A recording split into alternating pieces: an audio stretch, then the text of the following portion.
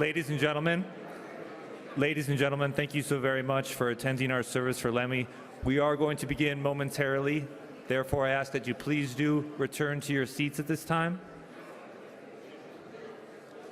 If you have yet to sign a guest book, you'll have an opportunity to do so following the service. Please do return to your seats, and I also ask that you silence your cell phones if you have not done so. Thank you.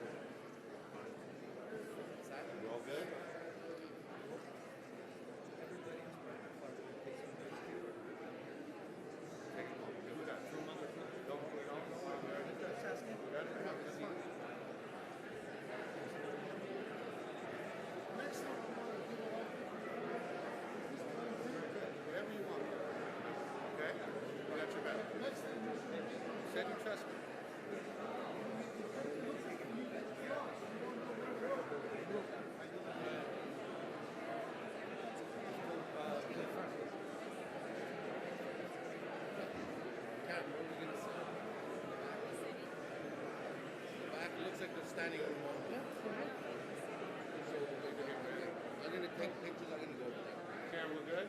Feeling good? Yeah, Bro, I think the best is I'm going to the back. I'm going out to the back. All the way outside. Is that okay?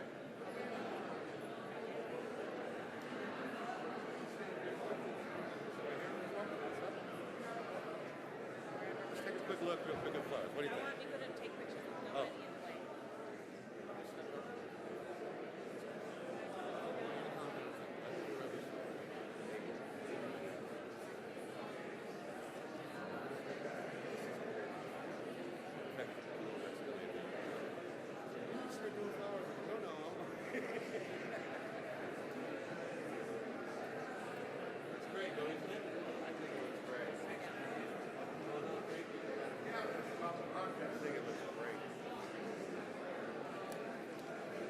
Can everybody be seated, please? We're going to go back here. Okay.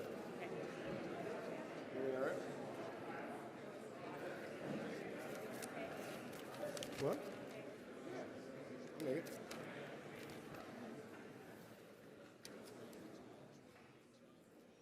What's this? I would. You guys ready?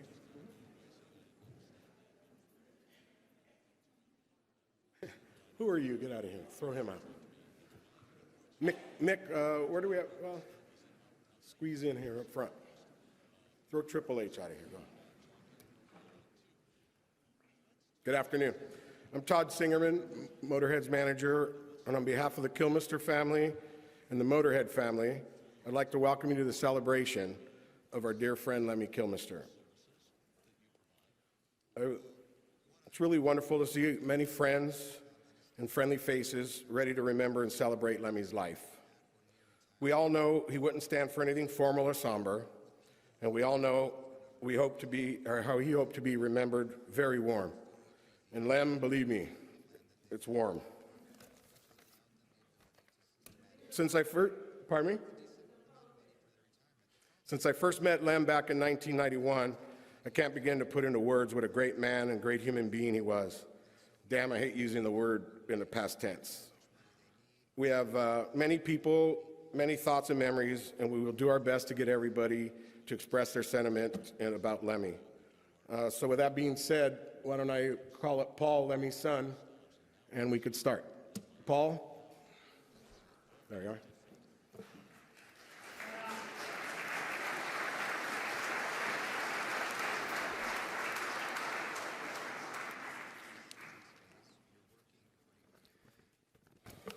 Thank you for coming, everyone. Thank you. I hope this isn't too long. It's 14 minutes. I timed it.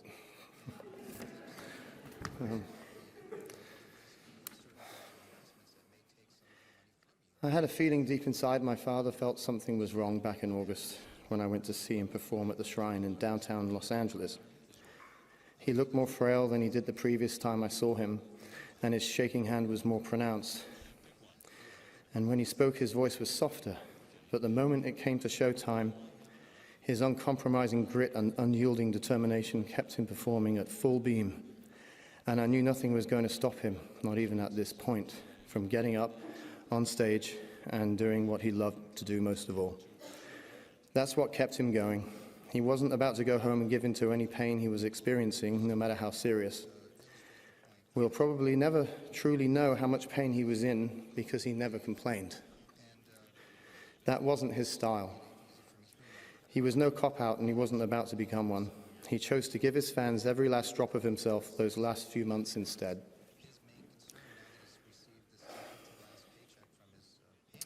Even if he had known his grave diagnosis before the final tour, I know he would have done it regardless. That's who he was, and he wasn't going to give in as long as he could walk, stand, play his instrument, and sing. All of his career, he was a stage warrior, but this went way beyond that. He took it far beyond his physical limits this time. Still delivering his intense, brazen, high-octane rock and roll show after show, despite his body becoming weaker and increasingly frail, he simply got on with it, but this time against incredible odds. If the hill became steeper to climb, then he pushed harder to compensate until he achieved the required equilibrium to get to the summit. Towards the end of that final tour, I sensed he was walking an increasingly thin and narrowing line in order to keep on delivering, but he kept his balance and his poise perfectly, without falling once. And when I began to realize that was what he was truly up against, it blew my mind open and left me beyond speechless. He was now moving Mount Everest itself in order for the show to go on.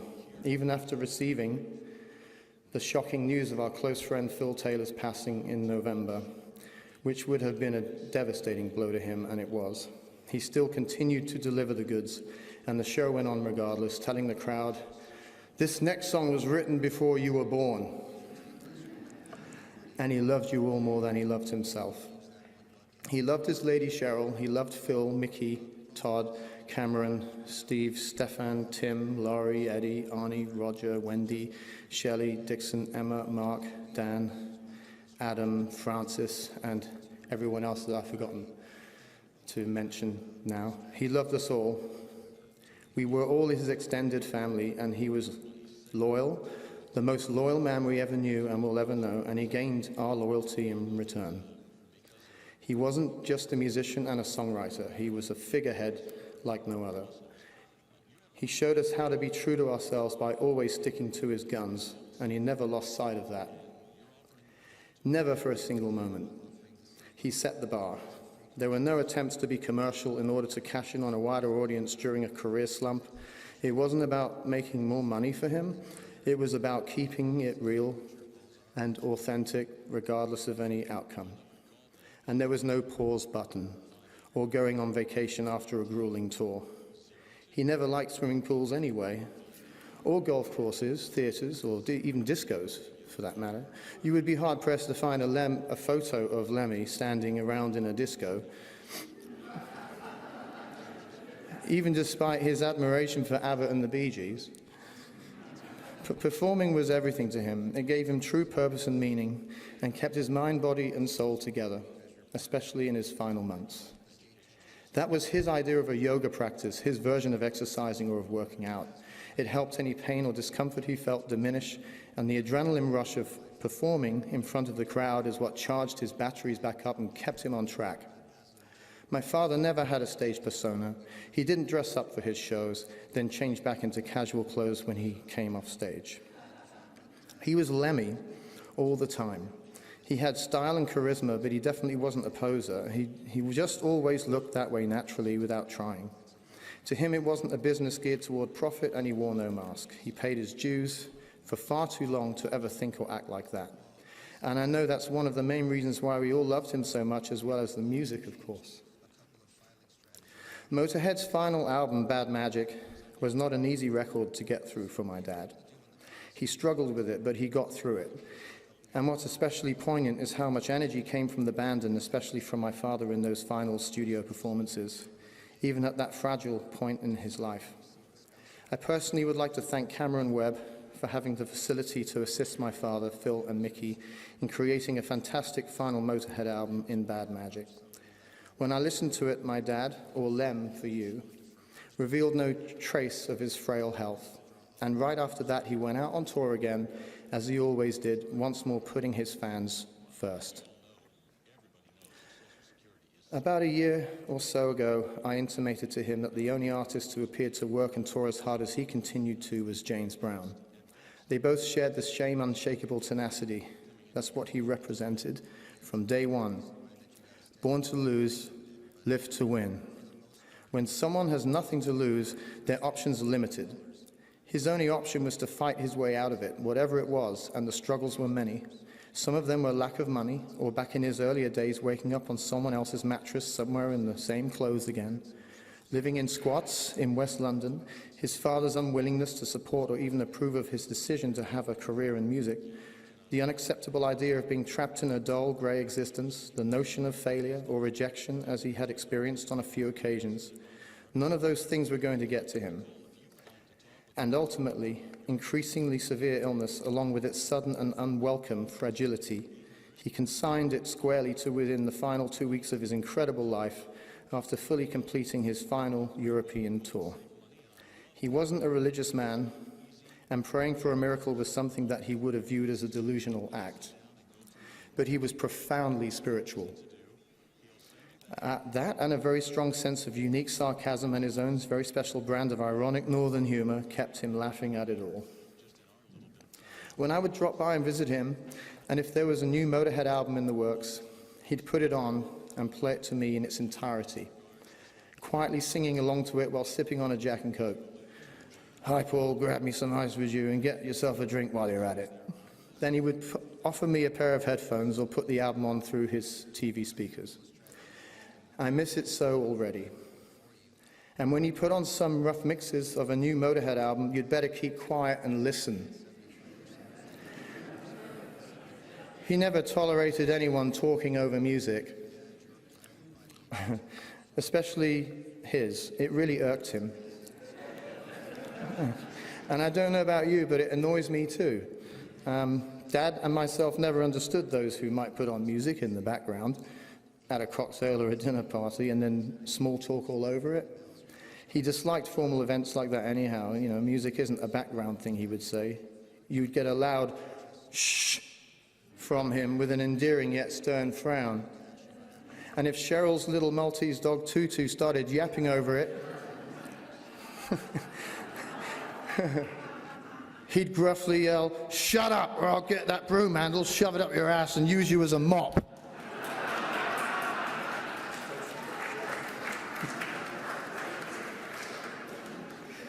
We'd sit on his sofa and watch Monty Python, listen to Peter Cook and Dudley Moore, Tommy Cooper, the Three Stooges.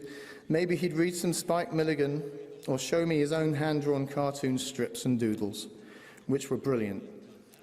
He'd hand me books to read. One of my favorites was an incredible book on the Titanic. And earlier last year, he put on the Bonzo Dog Doodah Band album, Tadpoles, and sang along with every single word in the album's entirety to me. I laughed my ass off, and that's something I'll carry with me forever. So if you ever get the chance, put on the track Jollity Farm from that album and imagine him grinning at you while singing along to it. Sometimes I'd make him laugh too, and whenever I succeeded in doing so, it was like getting a gold star. We'd ridicule the ads when they came on TV. We joked about pharmaceutical infomercials, especially the bizarre part at the end where they list all the side effects such as dizziness, nausea, vomiting, strokes, heart failure, and death. We'd look at each other and he'd give me that face. He'd always brought me up when I was down. I'm going to miss that enormously. Nobody on this earth possessed his unique brand of humor, and it was a thing that came totally natural. He never faked it, just like he never faked anything else. He was 100% real, 100% of the time. I would go visit him, and he'd have on the History Channel, the Military Channel, Porn Stars, or Law and Order. He'd have open a book on guitars or a catalogue on war memorabilia. He was an avid historian, and he knew the origin and background of every military piece he owned, or he might show me a recent acquisition in the form of a dagger, a medal, or a guitar maybe, or his vast collection of military patches. He was unbelievably informed and very well read. He was a philosopher. He held the door open for you. He was chivalrous, a gentleman. One of his many great quotes were, "Manners are free." There was an incident that occurred around 1988 when he was living in Fulham, southwest London. I was riding shotgun with a friend of mine on our way over to Dad's place. My friend's Rottweiler, Jacko, was in the back seat behind me. We were about 5 minutes from Dad's place when Jacko suddenly threw up all over my back and shoulder from the rear. It was all down my left arm and in my back and in my hair, just everywhere really. We arrived, got out the car and rang my dad's doorbell. He opened the door wearing nothing but a Japanese kimono, looking casually regal, saw the vomit all over me, and slapped me on the back and heartily and said, "A good night out then, son." A huge shout out to my mum, Patricia. I apologise profusely in advance for this next anecdote, so please do forgive me, but I have to tell it. In an earlier incident, I'm in a cab with Dad going to a photo shoot in London when I was 17 years old. There was an awkward silence for the first part of the ride, as we had never been in a car alone together before. Suddenly, he clears his throat and breaks the silence with, "Before you were born, your mum used to have the most fantastic pair of tits. I used to spend about half an hour on each one." A quick comeback was in order, so I replied, "Well," and I thought I'd got him, you know. I said, "I used to spend considerably longer on them." Upon which he immediately came back with, "Yeah, but you were too young to enjoy it."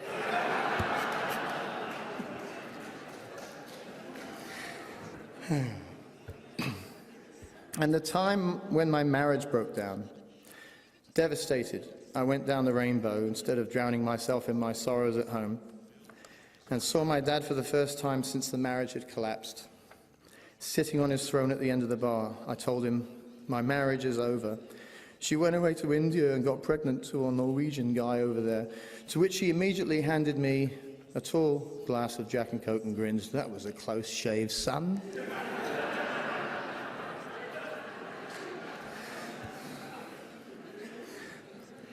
And upon visiting him at the hospital, I drew a blank asking the hospital staff where Lemmy Kilmister's room was, because he'd actually checked himself under the name just in case.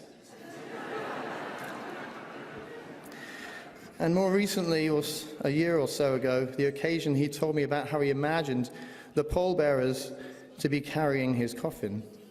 He joked to me about 3 6-foot guys on one side and 3 dwarves on the other, stumbling along to the theme tune of Laurel and Hardy.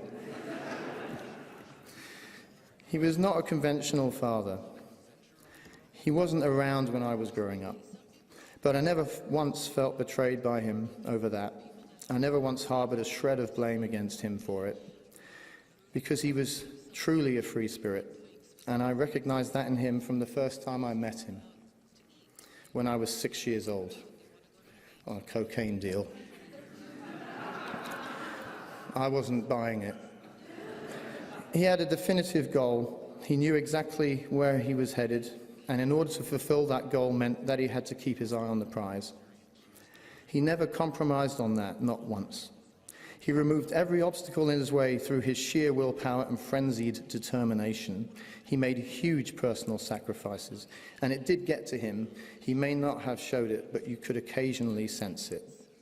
But he just pushed on resolutely as he understood that it was necessary to do that in order to make it all happen. And it became my mission to reveal to him, beyond any shadow of a doubt, that I loved and admired him more than anything else in this world for being so true to himself. It didn't matter to me that we didn't get so much time together in my early years, because to me as a child, he was an enigma, I was fascinated by him, and I only ever felt love and admiration for this wild, long-haired man who was cooler than everyone else in the room at any time in any place. I, like us all, were drawn to his unassuming magnetism. They say you can't choose your parents. Well, I won the lottery when I got Lemmy. Because Lemmy Kilmister was my father.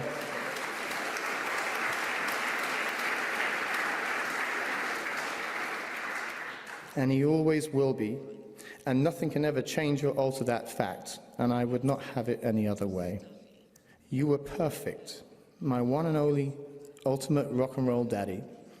If I could only stand on your shoulders, what a view I would have. I love you more than life itself. Travel well, my dear father. You're back out on the road for the longest tour to the great gig in the sky. We will never, never forget you. I love you.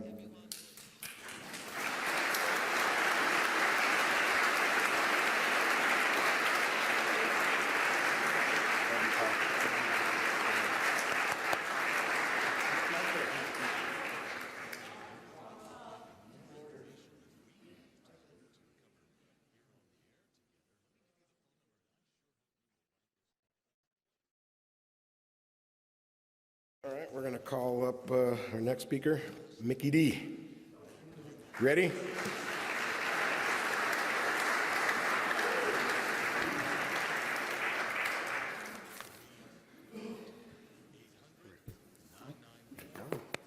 Yeah, well, here we are. Oh boy, Lem, I think your son Paul basically said everything I wanted to say. I'm not going to share a bunch of stories with you here. I just wanted to say that my heart goes out really a little bit extra here to Paul and Cheryl. He was talking a lot about you all the time when we were touring, and they were very special to him. As Phil Campbell and myself are, I guess we are the other family and that Lemmy had, and crew, of course. But Lemmy, we were talking about the last couple of years. He struggled with his health. I remember it's about 3 years now, I think, when he first had a problem. I mean, I had the pleasure and the privilege of playing and with Motorhead and with Lemmy now for 25 years, and I never even see him break a cough or have a runny nose or anything. And then suddenly 3 years ago, he ran into the wall. And from that moment, we actually spoke about normal stuff for the first time, I think, you know, while touring. And I remember Lemmy, he kept saying he didn't regret a single minute of his life. He enjoyed it absolutely at the fully, as Paul was just saying. And he told me all the time that he had the perfect life. I mean, to be touring and entertain people and see the smiles on people's faces and do what we did. That was the perfect life for him. And not to, the day he would go, he wanted us to cherish and honor his memory and party away big time. So I remember when Lemmy passed away that I wrote a little thing there, don't cry in your drink, you know, sip it up and go and party for me instead, because that's the way he was. And I believe everybody in this room know that. But it was an honor, a privilege to have known and to play, and I learned so much from this great man. When I first joined Motorhead, I thought I knew quite a lot about rock and roll, and I had done some touring, but I was just a little pink baby, you know. It was basically nothing compared to what we've been going through, but we had some great times, I can tell you that. And stories have to wait. I just wanted to say a few words. I miss you already, Lemmy. I miss our arguments and our hard work in the studio and on the road, and so much fun that we have had. I will miss it forever. And I just want to say, rest in peace, my brother, my bandmate, my comrade, my friend.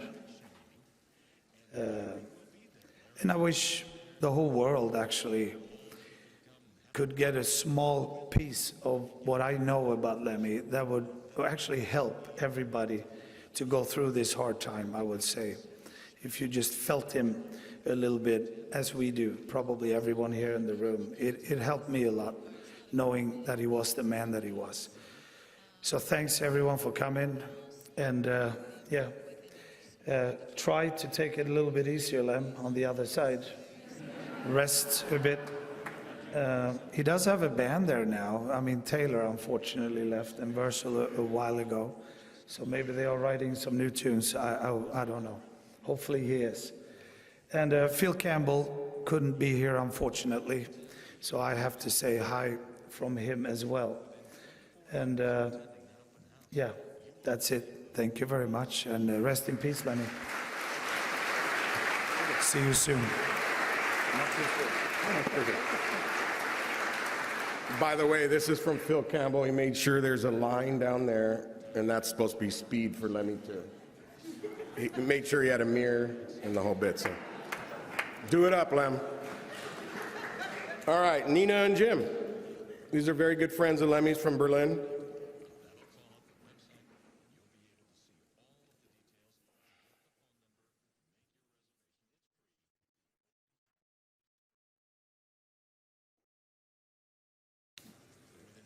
Well, these are some experiences we made when we were a young band, just existing a few years, not having done much.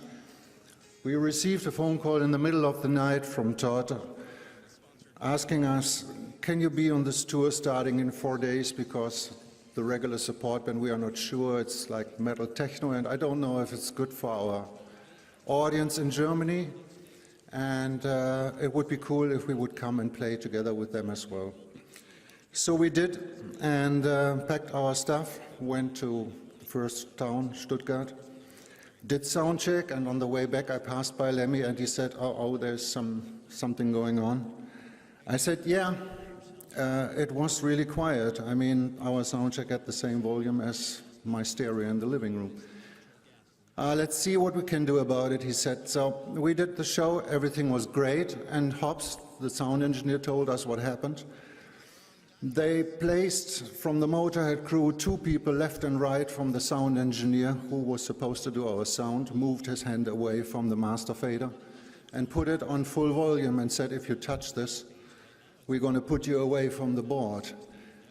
Put this into a perspective that the band leader of the main act is doing this for the support act.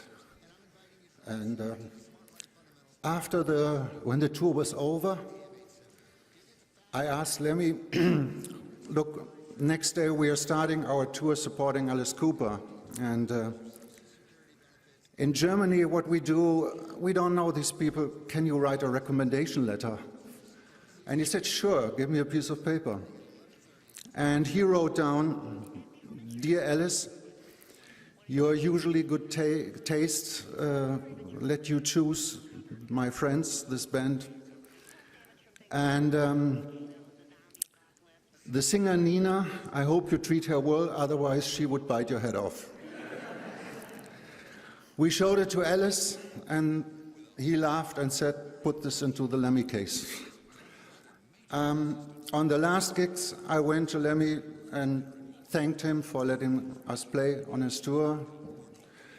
And he stopped playing the video game and turned to me and said, fairly loud, fairly kind of angry, look, stop this, thank you, thank you, thank you. You wouldn't be on my stage if you don't please my audience, but I saw you please my audience, so you are on my stage. We could be friends if you're not on my stage, but you are only on my stage because it was all right what you do. And I was going, what am I going to answer to this? Translate in my head, German, English, and all I could say is, thank you, man.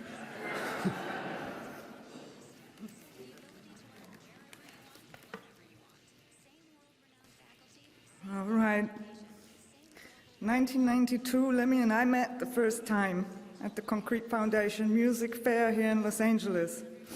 My band was just signed an American record contract, and we had just relocated from Berlin to Los Angeles. It was in the backstage area when we've met the first time. I looked at Lemmy, bare chest, jeans jacket, ultra shirt, blue jeans shorts, a bullet belt, and flip-flops. I never seen any better combination in fashion. Left and right from him, two very tall girls, blonde and beautiful. I've looked up to them. And Lemmy looked at me. I said hello. And Lemmy said hello. I tried to continue this conversation, which had started so well, but for some reason I've had a blackout. So I've mumbled, I've got to go to have sound check, see you later. Almost a year later, I've received an official message from the Motorhead management that Lemmy would like to come to Berlin to visit us in our studio. When he saw the studio, he asked me, "Is this your studio?" I said, "Yeah." And he answered, "Live here and die here." Half hour later, I had to do an interview in a separate room, and without knocking, Lemmy walked in, made funny faces to me, and wrote in big letters on some blackboard, "Woofer, woofer, call the FBI." And off he went. I had no idea how to handle this information, but it was an icebreaker. This was the beginning of a long-time friendship, 23 years, and many happy days and many, many fun moments. A lot of Jack Daniels and cigarettes, of course. Mountains of Kinderüberraschung acts. And music and lyrics, of course. Thank you, Lemmy. I love you, Lemmy.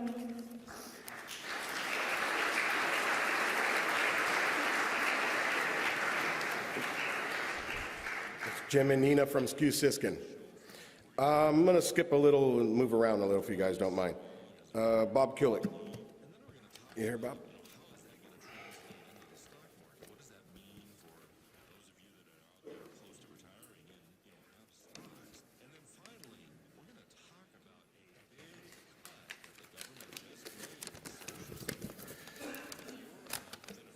I knew Lemmy for 32 years. He was my lucky charm. We won a Grammy together for our cover version of Metallica's Whiplash.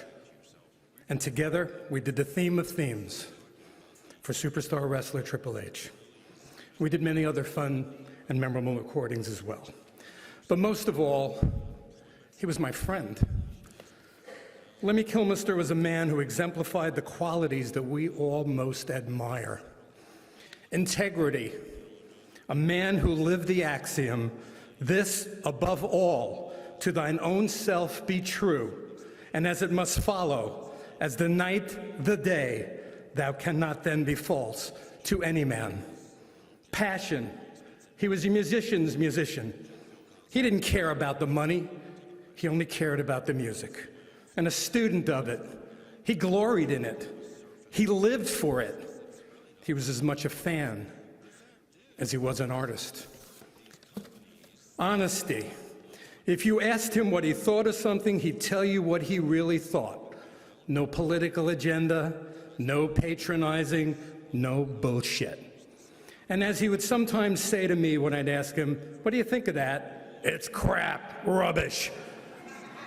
And I would always laugh and say, "Which part?" Compassion. Despite his tough exterior, he was one of the kindest and gentlest people I had ever met. Modesty. He was a star in every way, yet he was humble and would take pictures with fans and engage in conversations with virtually anyone. He was never egotistical in any way. Sense of humor. He could laugh at himself and was fun to be around, and in a Monty Python kind of way, he would make fun of the world that surrounded him. Visionary. He had a vibe, a sound, a style uniquely his own, and to that extent, a leader, not a follower. He was a visionary. It was his way or the highway. Yet, he was not unreasonable, and if you could somehow convince him of something, he would go for it.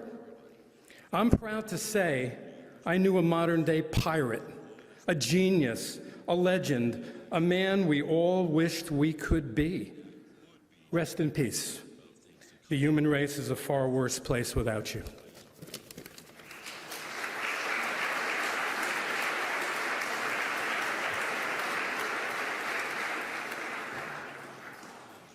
Wanted to give a shout out, by the way, to Pete, who made Lemmy's urn over here, which is impressive. I mean, I've never seen anything so beautiful. Pete, thank you very much, wherever you are out of. Lemmy is in there right now, and Slim Jim. There we go.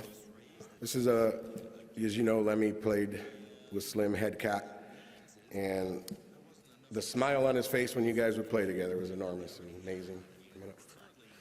Hello. Did anybody else let Lemmy smoke in their car? Okay.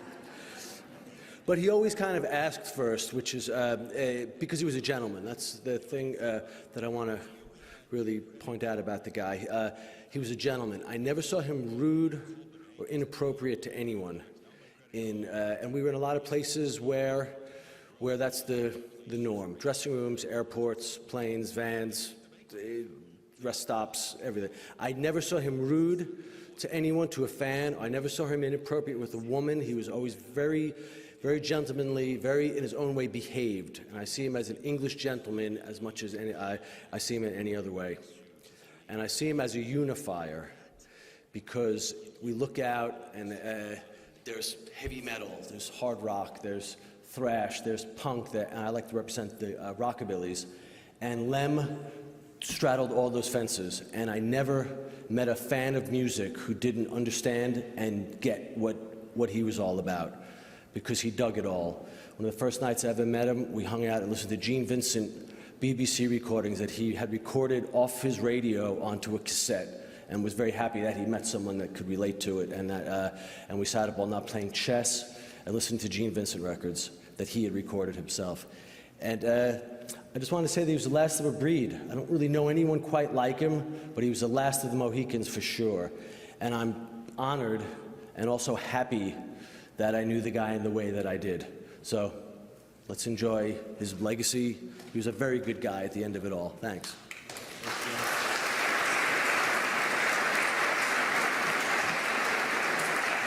We're running just a little behind, so I'm just I'll call up some people, but who's gonna go up next with them. So Uta, who is Lemmy's dear friend and our publicist from Europe, has been with us forever and literally has nursed Lemmy to health for several years with his diabetes, and could tell you that she has been tremendous with us and family.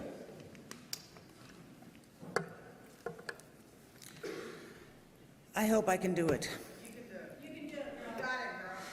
Lemmy, the man who dared to live his life the way he wanted. Lemmy was a cosmopolitan, and his crew was international. So here I am standing to say farewell to Lemmy, a true gentleman I've worked for almost 2 decades. I've been with Lemmy through good times and bad times, and we had a lot of fun. He was an icon for thousands of people. His music was loved by millions. Lemmy was the last loyal, honest man standing in rock and roll, but for me, he was only my Lem. He always called me his German shepherd, because I would not only bark, but also bite if necessary to protect him from unwanted intruders and requests. He also called me his nurse on Prada, because he had a view for what I would wear or like. One day in the hospital, I was pushing his bed through the corridors, and his German doctor Jens told him that I'm already the perfect nurse. Lem said, yes, she is, but she would never wear these hospital shoes. She would wear Prada. Since then, I was his nurse on Prada. Because of Lemmy and his bands Motorhead and Headcat, I was able to travel the world extensively. I've met so many people and made a lot of new friends. I was part of the Motorhead family, and I will be forever grateful for this. For me personally, an era is gone and life is different since the 28th of December. I do hope his immediate family will cope with the loss in time and remember the great times we all had with him. Saying Goodbye Now was one of Lem's favorite series, Fawlty Towers. We watched so many times on the bus, and he always liked to use the phrase, "Oh, you're German. I thought there was something wrong with you." Can you do the funny walk for me? No funny walk for you, Lem, anymore. Auf Wiedersehen and tschüss, Lem.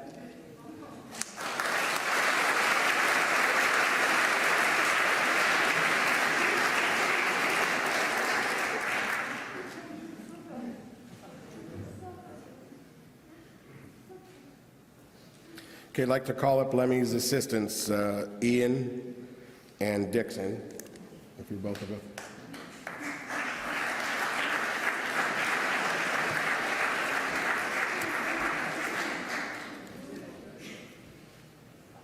Go ahead, Ian, go first and then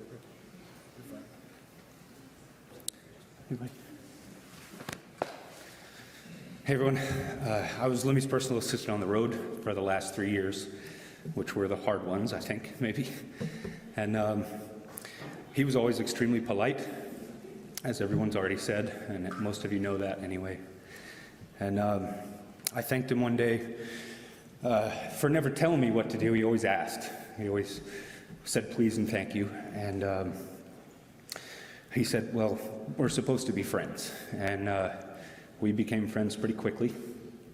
He was always able to deliver a joke in a way that really reached its comedic potential, I guess. And you all heard his stories and his jokes a lot, and so did I. And I want to tell one of the ones, I'll probably do a horrible job compared to him, but one of his recent favorites is about a horribly ugly guy who asked God every day to be handsome. And sorry.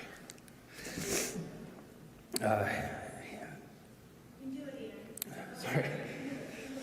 Yeah, sorry. He said, God came to him one night and he said, I'm sorry, I can't.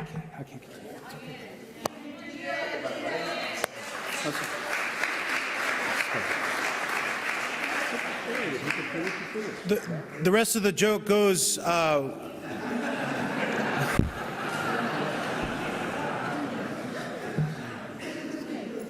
just make this quick. There's a couple of things out on the internet that are great. From now on, the Jack and Coke will now be called the Lemmy. That's a fact.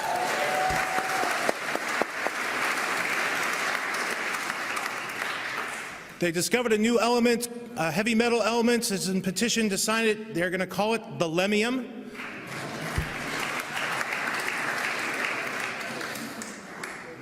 You know, you have to ask yourself, what is Lemmy?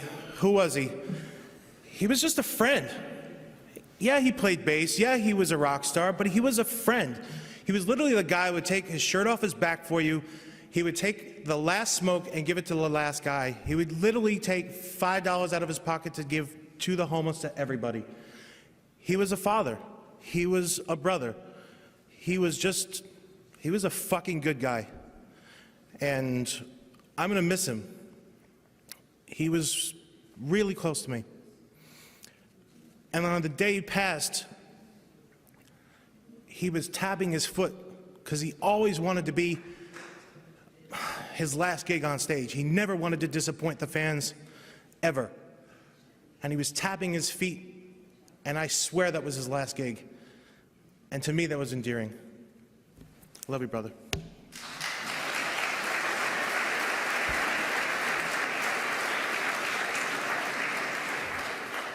I'm going to finish. Sorry about that. Yeah. So God said, I want you to go tomorrow to the horse races and put all your money on Pink 8, and you'll have the money you need for your surgery. You can get plastic surgery, and you'll be living out your rest of your life very handsome. So of course he does that, and going into surgery, he says, I want to look like Brad Pitt. Just make me look like Brad Pitt. Sure enough, 3 to 4 weeks later, he's taken off the bandages, and he looks exactly like Brad Pitt. And he's over the moon. And he's going to leave the hospital, and bam, he gets hit by a bus. And he gets to God, and he says, I thought we had a deal. What happened? And God says, I'm sorry, I didn't recognize you.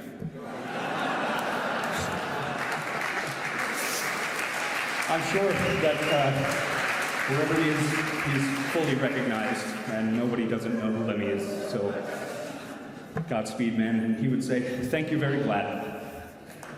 Everybody.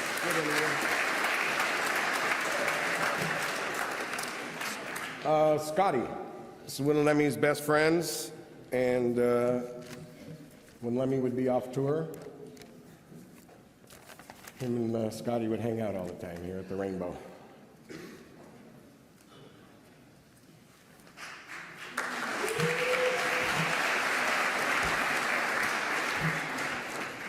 Well, shit. I guess I got to start at the beginning. I met Lemmy. I was the snake handler for Alice Cooper.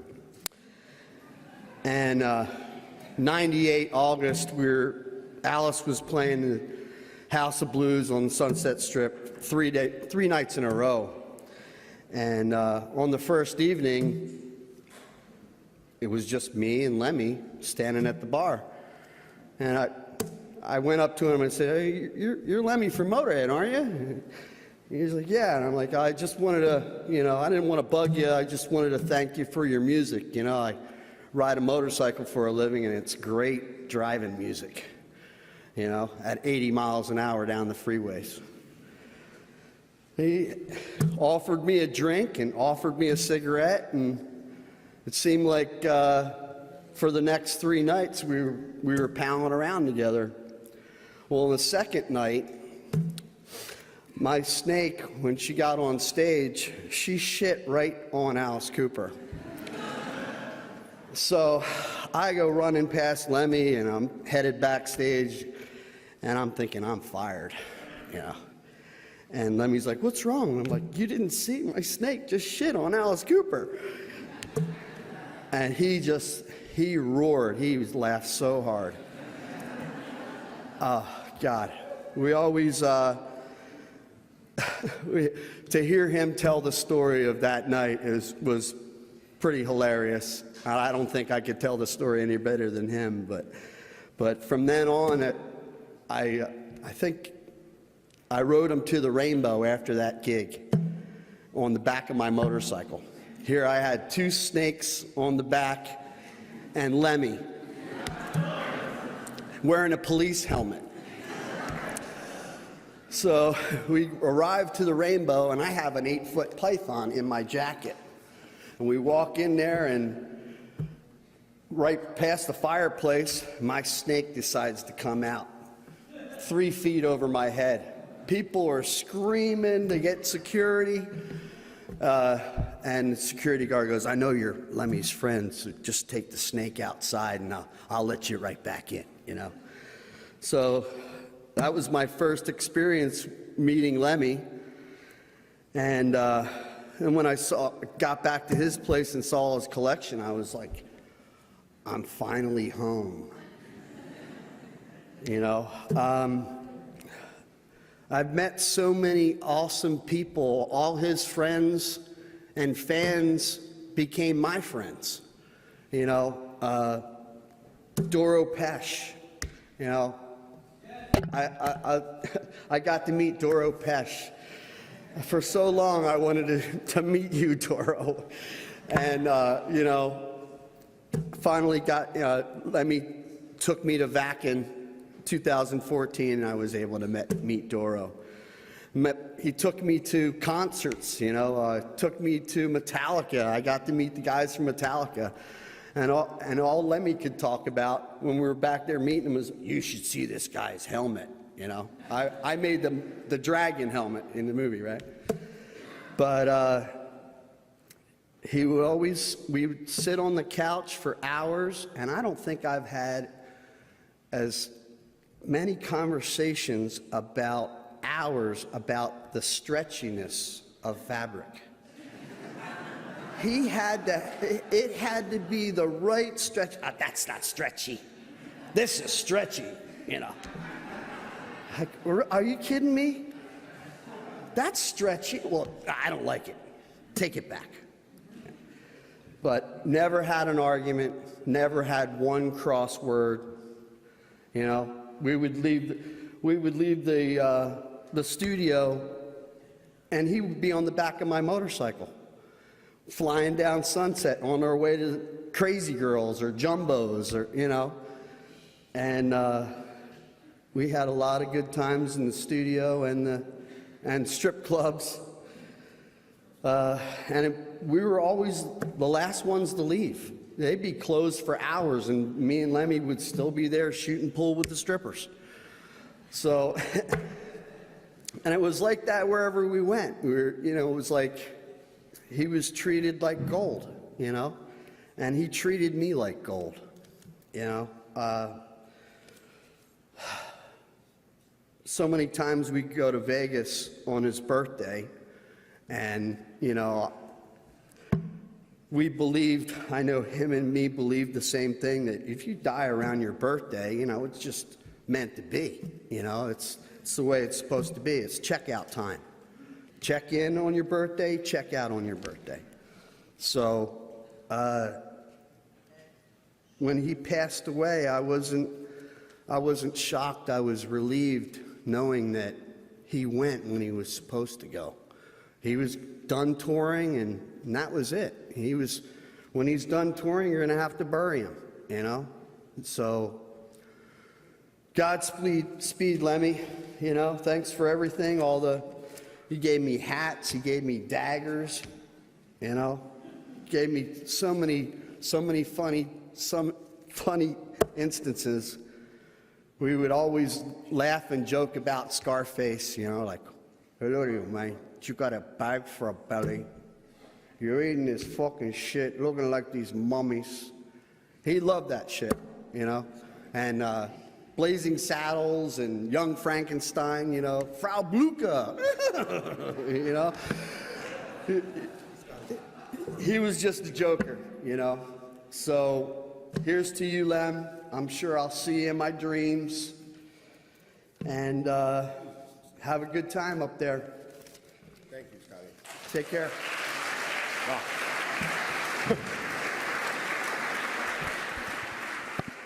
I want to bring up Lemmy's girlfriend, Cheryl, and Michael Magnolari from the Rainbow.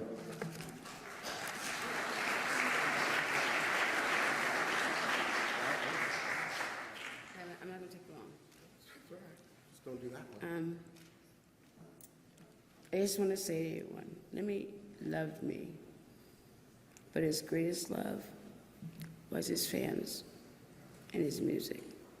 And I remember saying, baby, don't go, stay home, skip this tour.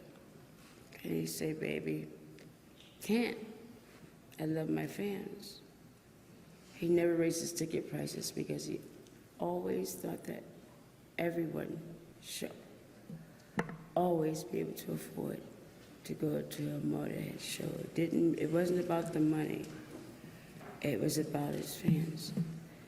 And I think I made a quote on Facebook. I lost the love of my life, but the world, they lost them. So that's all I want to say. Thank you.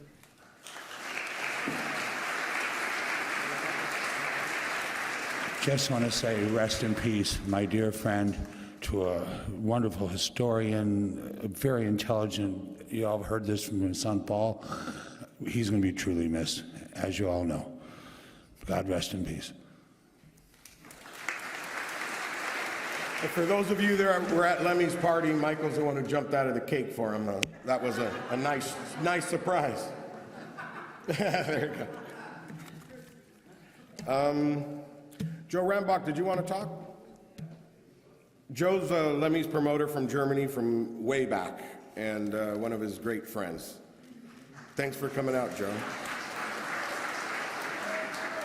Thank you, everybody. I had the great honor and pleasure of being Lemmy's and Motorhead's promoter for the last 20 years, and we had many legendary nights, parties, after-show events, and most of them are true, all the rumors, you know, and one of the last ones I remember just a few weeks ago, he was in Berlin, and he loved coming out to Berlin. It was like his second home in the world, and he loved coming out to the White Trash restaurant, hanging out with the band and the crew. And just a few weeks ago, he wanted to come over, and he came, and I thought, okay, maybe he's coming over for an hour, or maybe half an hour, surely not much more. And then guess who left the building last man, 2 o'clock in the morning? It was Lemmy. The DJ went home, house lights went on, and he was still standing there on the pinball machine, playing pinball, the Addams Family. Lemmy, I love you. It was a great pleasure meeting you. And wherever you are, you'll never walk alone. Bye-bye.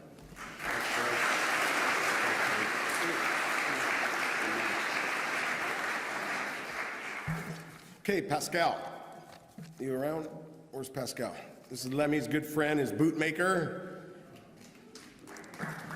This is the man that, the fashion. Good afternoon. I was just a schoolboy in October 1983 when I went to see Motorhead for the first time in my hometown in Clermont-Ferrand, France. And I remember spending hours at the back door of the venue hoping to meet the man. Eventually, a couple of goons came out and chased me. In 2000, when the wonderful Sharon Lee brought him over to my place to get measured for a pair of boots, I told him that story, and only at that moment it came to my mind that in 1983 I didn't speak a word of English. And he gave me one of what I call Lemmisms. You know, he said, logic should not interfere with determination. And I made a lot of boots for him over the years, and as a boy I used to read the name of all the people on the record sleeves that he would thank. And one day I made the list, and I was just so taken back that I immediately called him and said, thank you for making my boyhood dream come true. And he just said, sorry, had I known it, I would have done it sooner. He was that guy. He was one of the kindest person I have ever met. It was a privilege to make his boots for 15 years, and it's an honor to see them go with him to his resting place. Thank you, and so long, Pat.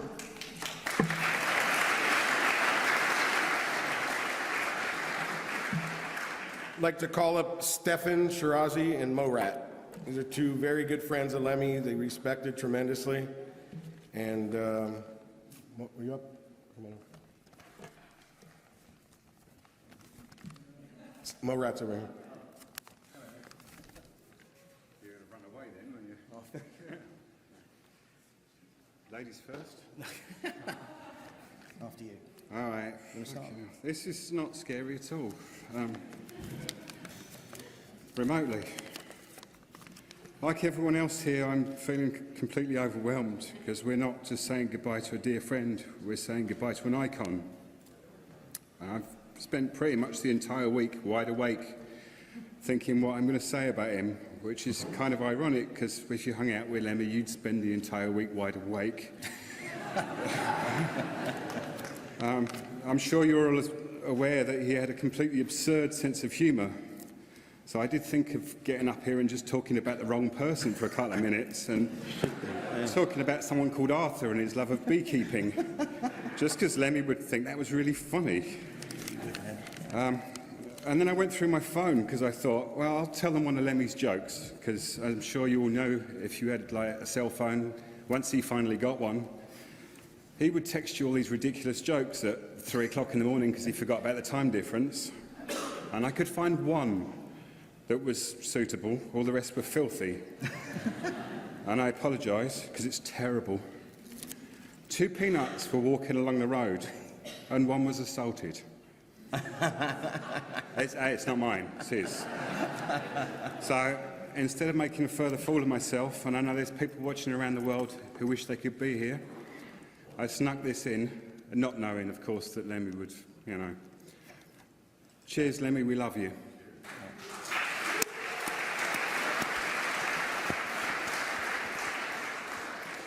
He was in 1982, and I formed a school magazine with sheets of A4 paper, just 4 of them, so as I could possibly interview him. And he accepted the request and accommodated me for nearly 3 hours in the studio, you know, answering such devastating questions as, when asked about Surbiton, Lemmy described it as not exactly the hub of the universe. I asked him what he thought of being at the top of the male sex object poll in 1982 in sounds, behind E.T. actually, he was behind E.T. The reply to my tentatively asked question on the matter was, I think I got the edge on E.T., I got longer legs than he has. But the thing, listen, everyone said this, and it's so true, he was so kind and supportive, and he gave me the belief that I could live a life that I wanted to live, and that everyone was going to be like him. And he was always he was so consistent with that, and he was so supportive. He was a very funny man, as you've heard. He loved humour, he loved Python, he loved the Goons, Harry Seacombe, he loved all those guys. And I've become aware that people don't really know who Spike Milligan is. So I'm going to read you a couple of Spike Milligan poems, because he loved words. And as silly as these words might sound, they're quite brilliant. He was quite brilliant, and Lem was brilliant with words. So I'm going to read you Lobster. Libster, lobster, labster lee, living in the deep blue sea. Libster, lobster, where are you? Gone to lunch, back at 2. Which I just think he's brilliant. And there's another one here. If you're just sorry, I have to find this because it's not Judith Hart, it's not Malice at Buckingham Palace. I lost my page. We could do the Ying Tong song. Here it is. We could. Ying Tong Idlai Po. He loved that song. It's a poem called Sophia Loren of Leeds. You'll notice a theme. Ingle, jingle, jangle, jom, tingle, ingle, dangle, dom, fringle, frangle, bangle, bomb. And there's more, my friend, where that came from. And last but not least, I have to tell you, it was a really, I think for everyone, it's been a hard time. About 24 hours after we got the news, the Swindon Advertiser managed to make me laugh, and Lem, good God, he would have laughed at this so hard. The Swindon Advertiser said that the gig in Swindon was in jeopardy due to the passing of the frontman of Motorhead. So I know Lem would have laughed, and, you know, thank you so much, Lem. It hasn't sunk in, it won't, but thank you. Thanks very much.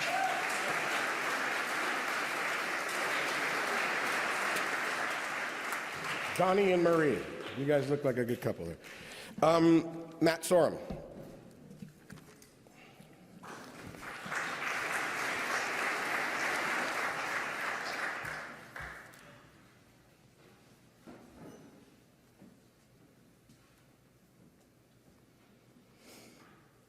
I'm very honored to be asked to speak about Lemmy today. My condolences to Paul Kilmister. It was so great that you were able to play for your dad not more than 2 weeks before his death. It was great, Paul. Phil and Mickey, of course, Todd, the Motorhead management team, and the Motorhead crew, especially, it kept the machine running all these years. And, of course, Cheryl, my condolences. Oh, there you are, honey. And to all the Motorhead fans around the world. I met Lemmy in 1989 in London while playing for the Cult at a club called St. Moritz. I was with the late, great Randy Castillo. He took me up to meet him, and the hello was, how you doing? Let's do a shot. And our friendship had begun, and seeing him on the road or in the Rainbow, he always made you feel special and welcome. But it wasn't until 2009, after breakup of my band Velvet Revolver, I felt a bit down and didn't know what I was doing next. I got a text from Lemmy asking me to sit in for Mickey on the Motorhead tour. I replied, why me? And he said, because Dave Grohl's not available. Always honest, Lenny, straight to the point. I replied, when are we rehearsing? He replied, we're not. Fear took my body over, but I took the challenge. And I wasn't scared about the songs. I was more scared about the Motorhead fans killing me if I did not do the music justice. I woodshedded the stuff and headed to the 930 Club in D.C. And when we launched into Iron Fist in front of diehard Motorhead fans, it was like being on Mr. Toad's wild ride. But the bus rides were the best. Hearing the great stories from Lemmy and his knowledge of history and culture was fascinating. I did take the back lower bunk, though, and basically was either awoken to the sounds of bombs exploding in epic war movies or ABBA blasting through his speakers. The sign of not going in the back lounge was when Lemmy put his boots in front of the door.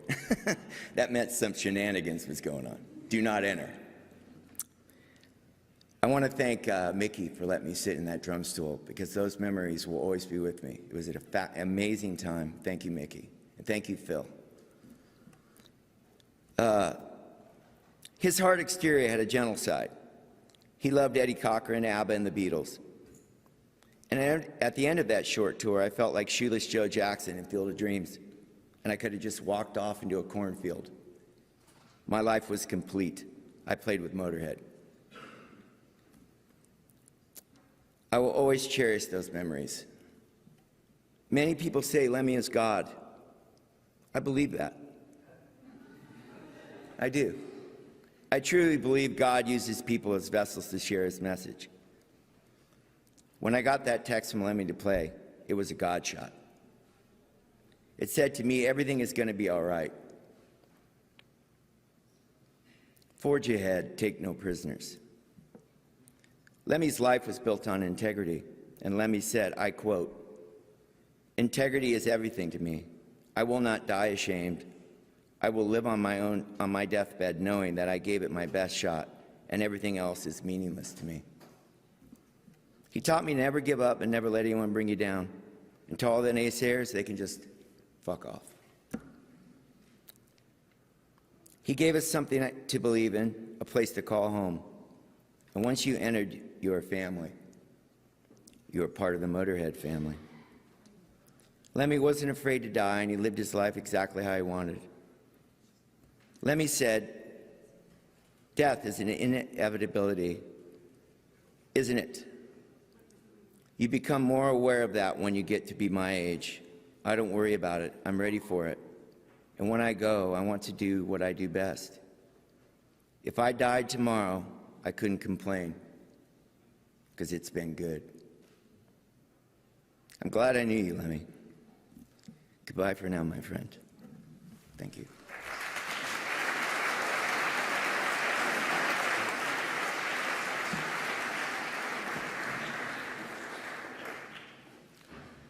The next person I wanted to call up, I wanted to say a few things beforehand. I want to be calling up Slash.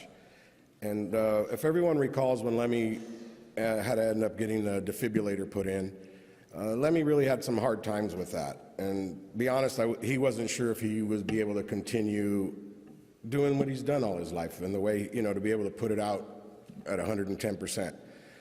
And Slash, I thank you profusely, because truth is, without you being there, and you literally were there every day with him, you held his hand through this thing and built his confidence, played Coachella with him and the show we played at Nokia. And I don't think if it was for those shows that he would have carried on, not knowing, he didn't have the confidence knowing, can I pull this off? And you showed him that. And I really think, thank you for those. I think it would have really stopped at that point had you not put in the effort and the love that you did. And I do think that that's what got him to this point today. So thank you, and you're up next.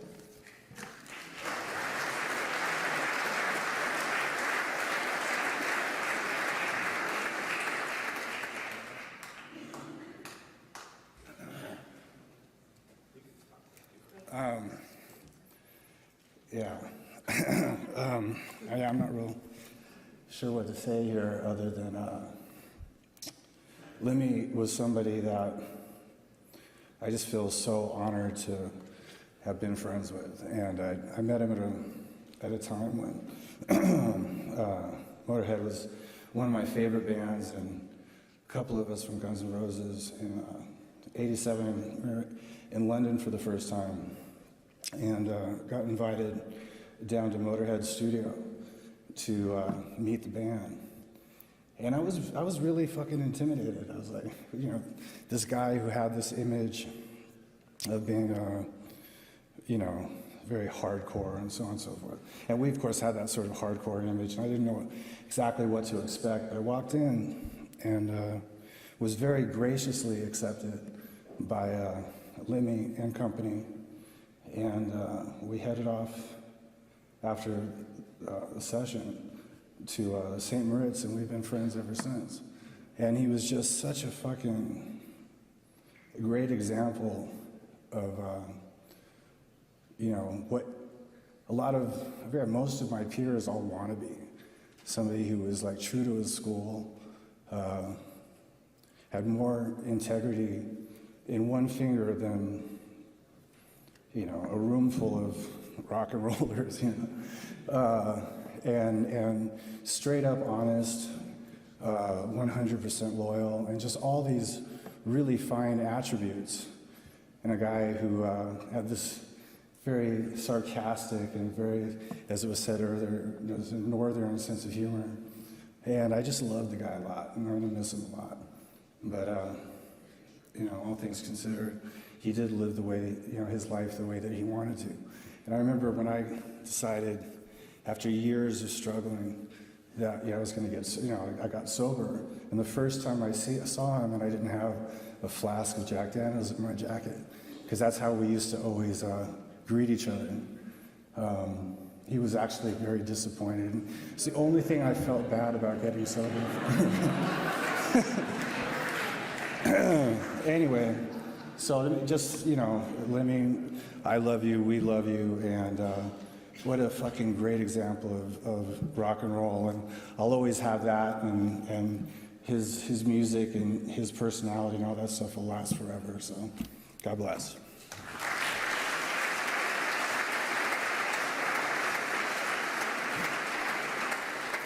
I want to call up Roger. Where's Roger at? Our stage manager. There you are. And I want to thank all the crew, by the way, that isn't coming up this week, because obviously what made Lemmy really love touring was his family, his road family. That meant a lot to him, and being with his friends was everything. So Roger, come on. You can do your best. All right. Just look at that face. That'll scare you off, just right there. God. Anybody else? First things first. Philip, if you're watching, you said you were gonna bring a fart machine. We don't have one, so sorry about that. Right. Lem, first time I was ever in a room with you, I said something stupid, like really small talk. Like, Roger? Yeah. If you don't have anything interesting to say, don't say anything. Oh, okay. So then, months and months later, walking in the bar in Milan, and he's by the bar, huge grin. Like, hey, what's up, dude? I saw your skinny legs coming down, and I wanted to buy a drink for your smile, because I knew you were going to be smiling. And I just have to thank you for your unbelievable self and taking care of our crew. And I was like, all right, that's tough. So I remember driving you, and you're listening to country music and singing out of tune. and complaining that no one can sing background music in Motorhead. I'm like, oh, I can't drink. No, that's not gonna be Motorhead, is it? And I'm like, all right, I'm not doing it. And it's just a pleasure having you in the car, having a cigarette. I remember taking you to Marshall, and you asked for liver pate. And we came up with your heads, and there wasn't a lawyer, not even Todd. Todd said, do what you want to do. So over a handshake between him and Jim, it's just how polite and gentle and old school these guys were. There wasn't anything to do with anybody. They're just like, yeah, let's do it. It's done. They're there. We're proud of that. We were proud of having the stage ready for you every day. It was a pleasure to have you on your stage every day. I remember you complaining that you never saw me drunk. I'm like, this is the only band that this is ever gonna happen. Like, I was drunk before you, yeah, but I never had to hold your hair while you're puking. All right. I remember our impromptu square dance in some stage somewhere, and I remember we had this smoking hot all-female band opening up once, and I had a terrible gig. And then next day we had this sound check, and it was perfect too. You walked on stage, and then all the gear were like, and start walking towards me after the sound check. I'm like, oh God, I'm gonna get fired, I'm gonna get fired, I'm gonna get fired. Like, Raj, yeah, I heard you singing the guitar player. Yeah, I got the bass player.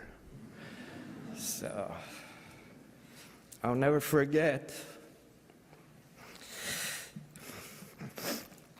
how proud I was of wearing this the first time.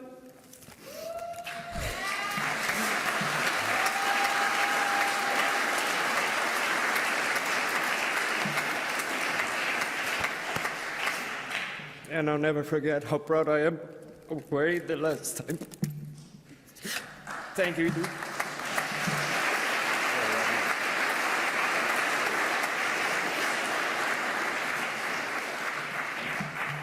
Andreas from Sepultura, thank you for Eddie and Roger here. All right, next. I want to bring up Mike Inez and Whitfield Crane. You don't have to come the same time unless you want to, but come on up.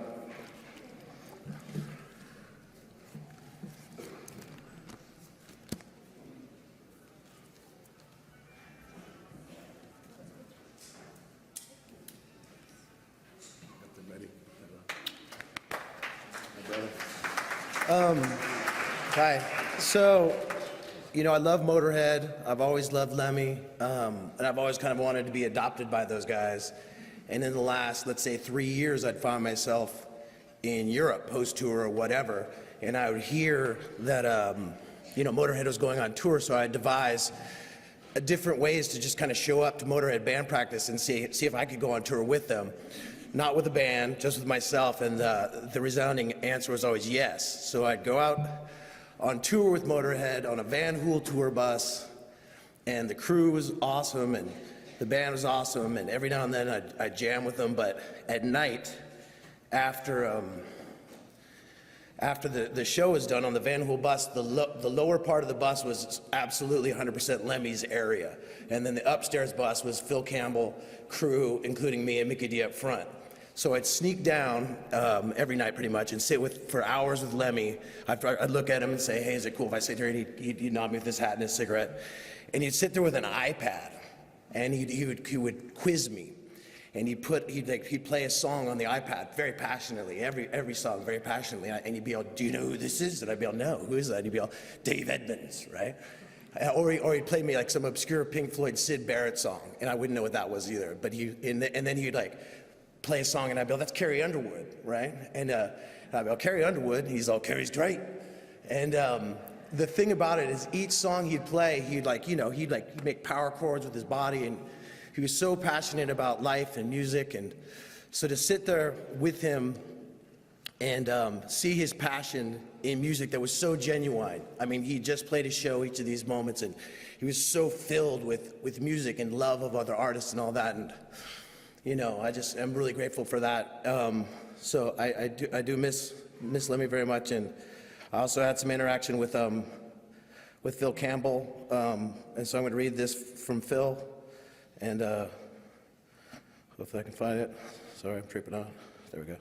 So this is from Phil Campbell, with much respect. He says, it was an absolute honor playing, writing, and laughing with you. I will miss you so much. That's from Phil Campbell. Peace to Lemmy.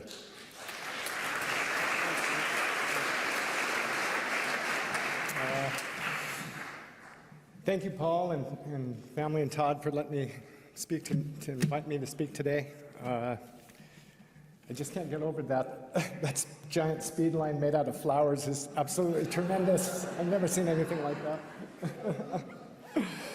But, I am just pissed, and I'm sad, I'm fucking gutted, and I'm fucking miserable, just like the rest of you. It's, I'm so grateful and I'm blessed for every road mile and moment I spent with this great man. I have like 26 years of stories with Lemmy that, like Mickey says, I don't think I'm ready to share yet. It's just, it's too soon and it's too personal. And so I guess I'm a little selfish too right now, but I can't speak to Lemmy being like, he was gravitational. He just wanted to be in his proximity no matter what the scene was. He was always just the guy you wanted to hang out with. He was such a gracious host and just like to make you laugh. He loved intelligent people. And for the most part, I think he liked a lot of the fucking stupid ones too. I don't know. It's just, he was that kind of guy, He was just cool in every sense of the word. And I think secretly, on some level, all of us, every one of us, hoped his coolness would rub off on us in some molecular quantum level. And, let me be the one to tell you, it did not at all. Lemmy's brand of cool was like singular in nature. It was 100% non-transferable. There was only one Elvis Presley, one Little Richard, one Steve McQueen, and, one Lemmy. It's just, it's funny, a friend of mine yesterday, when I was talking about coming and speaking here, said to me that Lemmy was a man of few words, he says. And I just said, well, obviously you didn't fucking know Lemmy at all. God, I've been the sounding board to many of his like speed-fueled diatribes and after-hour lamentations, right? He's one of the smartest people I've ever met. He had many, many opinions on 1,000 different subjects. That, I could barely keep up with him. I loved every single minute with him. Mostly I like to listen to him talk. I'm just gonna miss that voice. I just love hearing him talk, even on the few occasions when I thought he was full of shit. I just didn't want to shut him up because it's just fascinating to watch, you know what I mean, in the middle of the night. So, we're here today to celebrate the spectacular life of one man. We are also mourning not one, but two deaths, as, of course, Motorhead sadly is no longer. That's one of the heaviest things to wrap my head around today, They were never the type of band to ride off gracefully into the sunset. That, of course, is not the Motorhead way. Motorhead eats fucking sunsets for breakfast. And, Mickey, Lemmy and the bandmates, you stand as just a true fine examples of what being a lifer in this business really is, completely all in, dedicated to a single cause, just a few short weeks ago. It's a storybook end to the campaign. An Englishman, a Welshman, and a Swede roll into that dark, historic town of Berlin one last time and just plant that fucking Motorhead flag, man. It was just beautiful. That is fucking poetry, Mickey, you know? So well played, gentlemen. Thank you very much.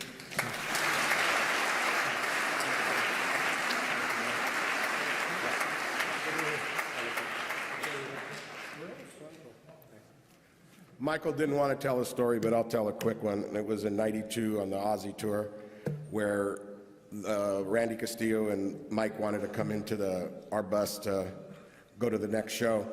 And we stop off at a liquor store and basically have a full crane or a dolly full of Jack Daniels and beer. Wurzel, remember that one, Mickey? We had like about 8 cases of beer, and Lemmy had about 2 cases of Jack.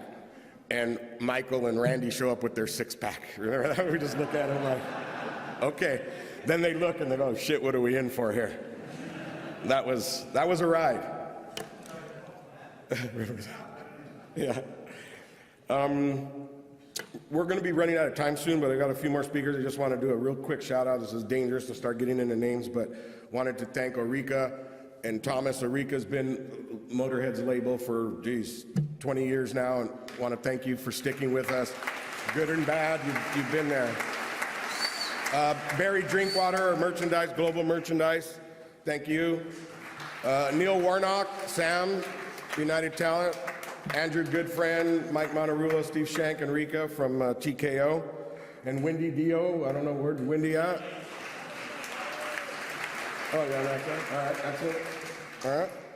And Shelley, who's been with us in management, for over 25 years here, so I want to thank you for everything. All right, next speaker will be Rob Halford.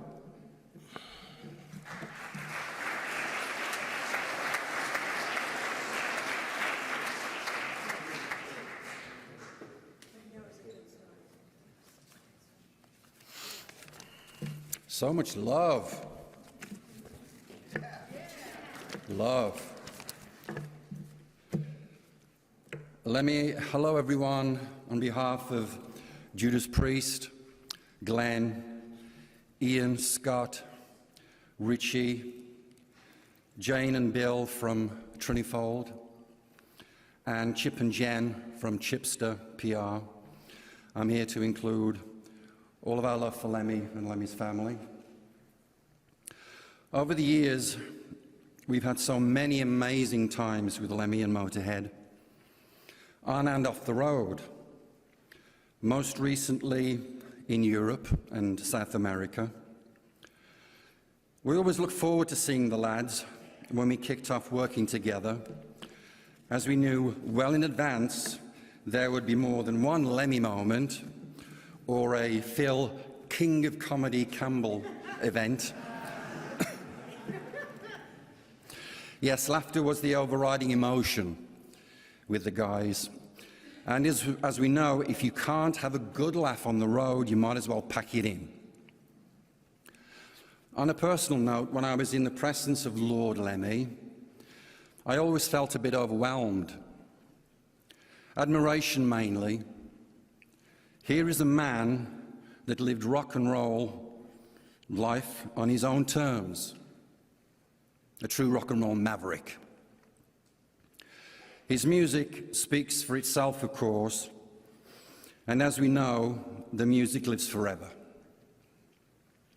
Here's something I would like to share that took place between me and him in South America. We just completed the tour down there with Ozzy, and we were all heading back up here. I was wandering around the airport lounge very late at night, it might have been early in the morning, and I saw him sitting by himself in a corner. So I wandered over and said, "All right, Lem, yeah, I'm all right. We've had some good fun on this one." Then for some reason, I took his hand and we sat there in silence for a few minutes. "Can I do a selfie?" He gave me the Lemmy look. And I half expected, "No, bugger off." at that tired and godly hour of the morning, but he said, no, go on then. So I did, and then I kissed him, and then I told him that I loved him. When the news hit, the first thing I did was put that on my Instagram. It's a moment to share, a moment to cherish, a moment of unconditional love. Faith, family, friends, fans, God bless you, Lemmy.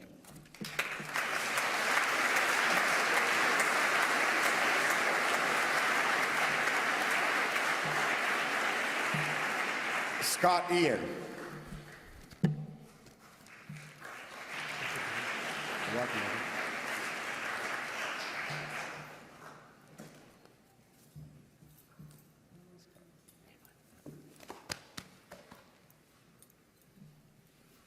In 1999, I got a phone call asking for a quote.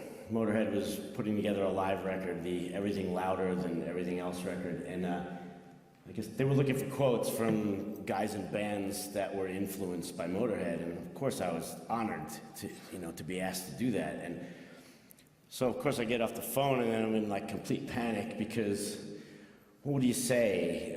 What are you just gonna say? Oh, Motorhead rules. What do you say about Motorhead that hadn't been said? And so I just kind of sat around all day thinking about it and thought back to 1980 when I bought my first Motorhead record. I bought Ace of Spades. Knew nothing about the band because I used to buy albums based on album covers, and I was just looking at this album cover thinking, God, this has got to be good. These guys look like some tough motherfuckers.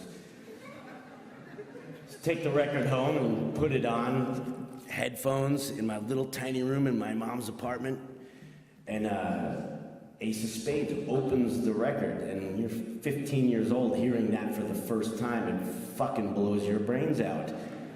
And I listened to the record probably 3 times, front to back, just staring at that album cover, staring at it the whole time, thinking, who the hell are these 3 Mexicans and how do they play so fast?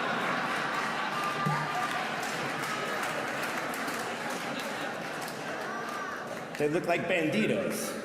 They certainly didn't look English. It's pre-internet.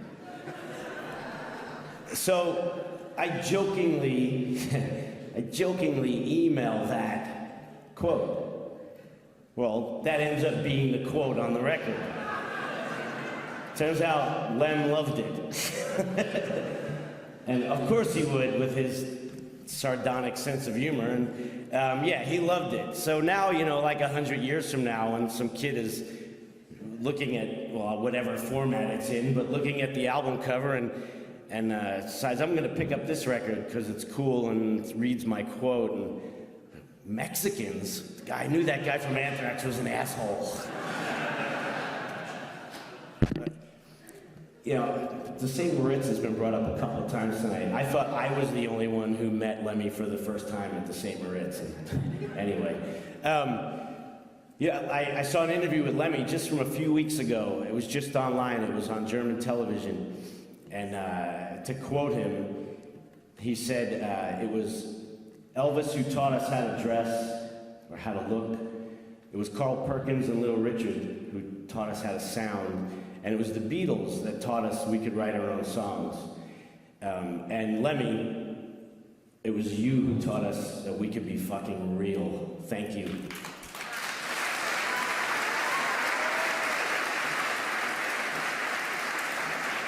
You got to get Scott's book and hear that story of Lemmy when you had your first drink with Lemmy at the St. Moritz.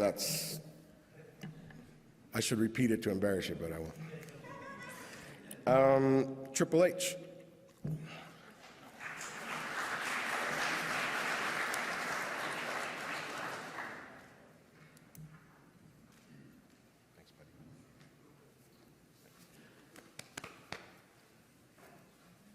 Thank you. First of all, I'm honored to be here in any way for Lem. One thing I do know about him is when you listen to this room and you see all of this and you see all of you and the love that you're pouring out and the laughter, that's what he would want. He wouldn't want people crying. He wouldn't want people mourning. He would want people happy, celebrating his life. And thank you for that. I grew up a kid, just probably like a lot of people in this room, fan of his music, got in the wrestling business, became successful enough to where I finally reached a point where I could have some input into what my entrance music was. And entrance music for what we do, as all of you would know, it's music creates the image. Music creates the emotion and the feel for what you do. It can create a character and it can mean success. And when I had the opportunity to participate in creating my music, I wanted it to sound like Motorhead. I wanted that raw, guttural feeling. I wanted Lem. I wanted all that passion and that power to create the ultimate badass in what I did. And at a certain point in time, they just couldn't get the sound right, trying to make it otherwise. And our people came to me and they said, "What do you want?" I said, "I want Motorhead." And they said, "Well, why don't we just ask Motorhead?" And I said, because I didn't know that was an option. And we made the call. And Lem and Mickey and Phil gave me the greatest gift of all time, which was their sound. They gave me the sound of Motorhead to create one of the most badass themes in the history of the WWE. They created the game. They then went on to create King of Kings. They went on to create Evolution for me. And it was this amazing partnership. And trust me, if you're not a fan of what we do, if you're in a stadium with about 80,000 people in it, and you're coming up on a riser onto a stage with smoke all around you, with the world title around your waist, and you look to your side as you come up with lasers and pyro and Motorhead playing, and fucking Lemmy is standing next to you singing about you, it is the most kick-ass thing of all time.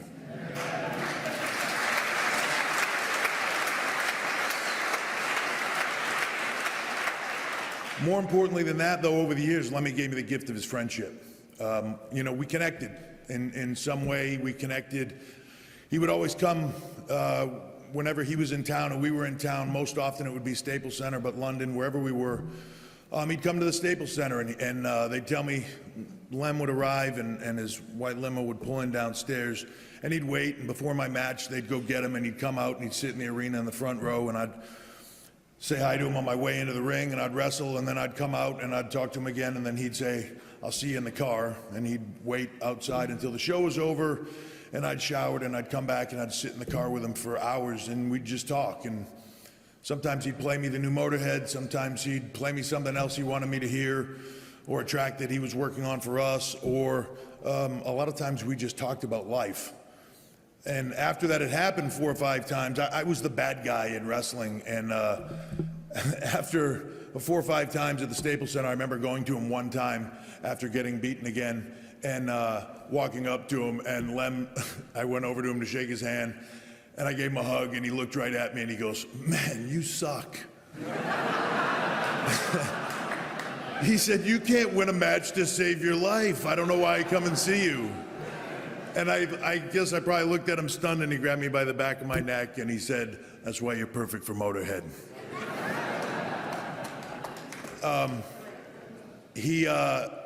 You hear a lot of people talk about the differences in who he was, on an image and in front, the ultimate rock and roll icon.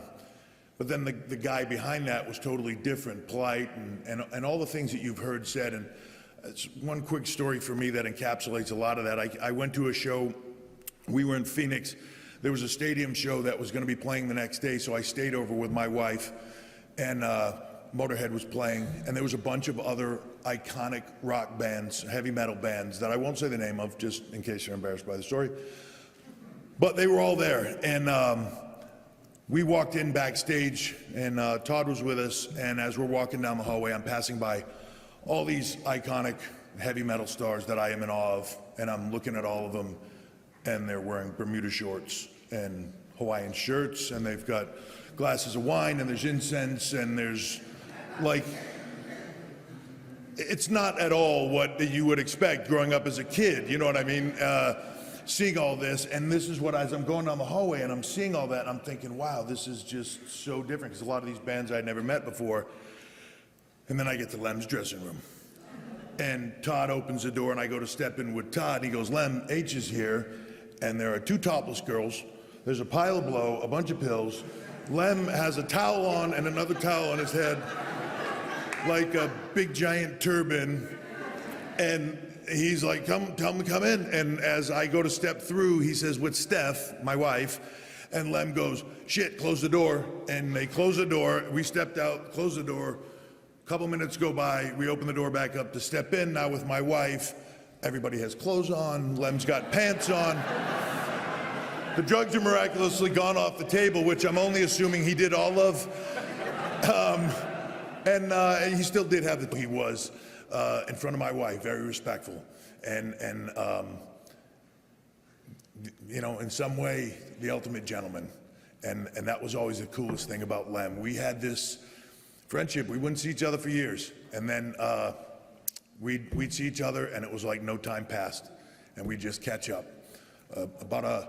Maybe 2 months ago for WWE, sensing everything that was going on, we connected with Todd and asked if it would be possible to sit and interview Lem, because I thought it would be important, and I don't know if anybody else was going to do it.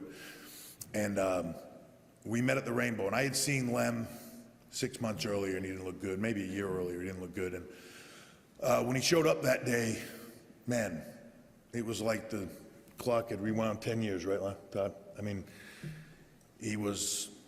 we spent 2 hours doing an interview. He laughed the whole time. He told jokes. He was as upbeat as could be. I mean, when it was over, he was like, that's it? You want to do more? It was just the coolest thing, and that is how I will remember him, as just that beacon of strength and laughter and just all of it. The thing I will say about Lem, whether he meant to do it or not, is he was an inspiration of how do you live your life. Live your life for you. Do what you want to do.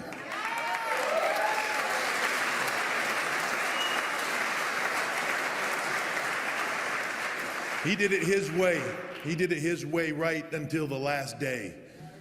And if there is a better way to go out, I don't know what it is. That is what it is about in life. And he was an inspiration, probably an inspiration, as you heard today, to a lot of people in this room. He was the inspiration for you to go out and be an inspiration to millions of kids who will go on to be that inspiration. That is his gift to the world. And I can't think of a better gift. I can't think of a better man. And I'm honored to be up here. And Lem, we'll see you down the road, my friend.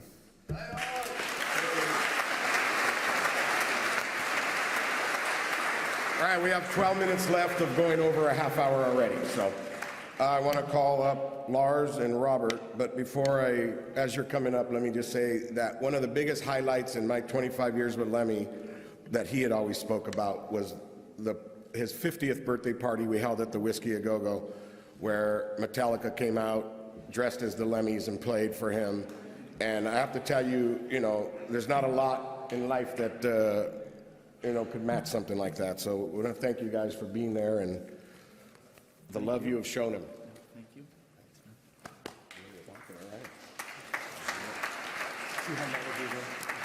All right, okay. I don't want to take too much time here. Lars has some amazing words to share with you. Anyway, I tell you, for the last 2 years, for some reason, I feel like I've really connected with Lemmy. I've known him obviously a lot longer than that, but for some reason, these last couple of years, I've had what I call quality time with this amazing person. There was a moment a couple of years ago, I needed Lemmy to do his voiceover for an animated short I put together called Metallica Parking Lot.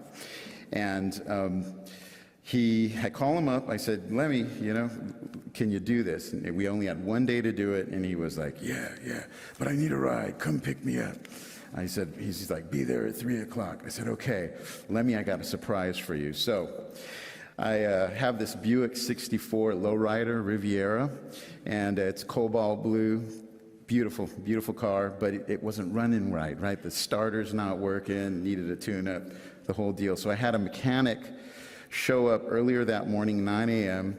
He gets puts a new starter in, changes the oil, tunes the car up, and I'm proud. I show up at Lemmy's apartment about 20 minutes before I'm supposed to be there, and Lemmy comes out, we're looking at the car, he's complimenting it, he loves it. We get in the car, and I'm sitting there, yeah, I got this. I put the keys in, car doesn't start. Dun, dun, dun, dun, dun, dun, dun. And I'm like, oh my God. And Lemmy's sitting there with a cigarette, he's not saying anything. Jin, jin, jin, jin, jin, jin. And now the beads of sweat are rolling down my face. And he's saying something, all this, and I'm just like, and I'm determined. And then finally, he gets his word and he says, he said, let it sit for a while. And I said, excuse me, let it sit for a while. And so we get out of the car and he's like, standing outside, he's smoking a cigarette, he's looking around the neighborhood, and he's giving me sort of a history lesson on his street. You know, Charlie Chaplin used to hang out there, Mary Pickford there, and you know, and it was really great, it was beautiful and interesting. And then right in the middle of his story, he says, now try it. So we get in the car, and sure enough, that puppy started right up. And then he said, see, I told you it was flooded. He's like, it's like, you gotta respect, you know, these older cars. So Lemmy and I proceeded to go to the voiceover studio in Hollywood, traffic, and I'm in my lowrider, and we're bouncing in the car, the Mexican and the rock legend, and we're listening to all different styles of music, and it was just really an incredible moment for me. We left the studio, he gave us 2 hours of voiceover. We drank Jack and Cokes together, which I never drink. I hadn't drank that in about 15 years. I drop him off at his house. I actually lost my way home. I'm trying to get from Hollywood to Venice Beach, and I actually ended up somewhere in like Westwood or something, completely lost. And the last thing I got to say is about a year ago, I got to hang out with Lemmy at the House of Blues. Cheryl was there, and my other good buddy, Joni Mitchell, walks in, who I had invited to see me play at this particular gig. I got Lemmy to the left of me, I got Joni Mitchell to the right of me, and they're both chain smoking, and I'm inhaling this massive amounts of rock and roll legend smoke, and I was loving every minute of it. And I introduced him, I said, Joni, I want to introduce you to my friend Lemmy. And she goes, hi, Lenny, it's a pleasure to meet you, like that. And he takes a big drag of the cigarette, and he looks over, and he goes, Joni, what fucking chords were you playing on Court and Spark? I could never figure them out. And so they have this beautifully incredible conversation together, and I'm just sandwiched between them, and I'm loving every minute of it. I've got these two rock and roll pirates, legends, icons, and I'm engulfing their magic smoke. And I just want to say, Lemmy, I love you, we love you. When I saw him at his birthday party, I sat with him. He embraced me, and it was very sad because I knew that would be the last time I was going to see him, and we both knew. But at the same time, I know he appreciated, our presence in love, and we must always respect and love and remember and celebrate our elders because we have them here, and we have to enjoy that time, and I know he'd be so happy to see us all here. Right? I mean, yeah. We love you, Lemmy. Thank you. And here he is, the one and only. I saw the picture of him sandwiched between the two legends. It's pretty cool. I just had to check a few seconds ago whether we ever played with Motorhead in Phoenix.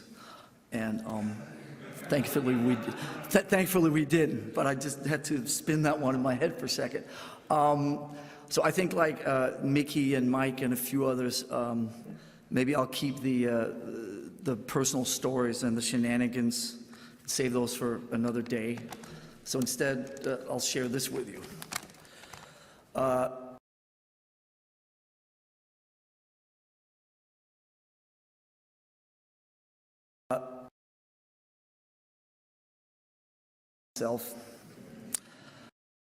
So instead, I'll share this with you.